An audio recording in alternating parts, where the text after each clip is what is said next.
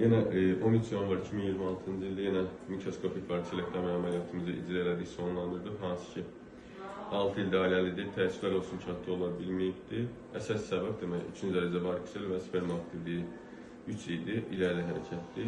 Ona görə qərar verildi mikroskopik olunsun və avantajlar bundan ibarətdir ki, kəsik balaca olur, xəstə həmən gün evə yazıla bilir.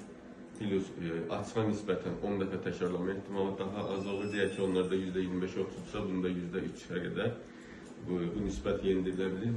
Məsələ ondan ibarət ki, biz niyə bu avantajı vurğuluram ki, təkrarlama ehtimalı az olur? Əlbəttə ki, deyək ki, kiçik bir damar, biz var onu, böyük damarları, genişlənmiş vena damarlarını gözdən rahat şəkildə görə bilirik.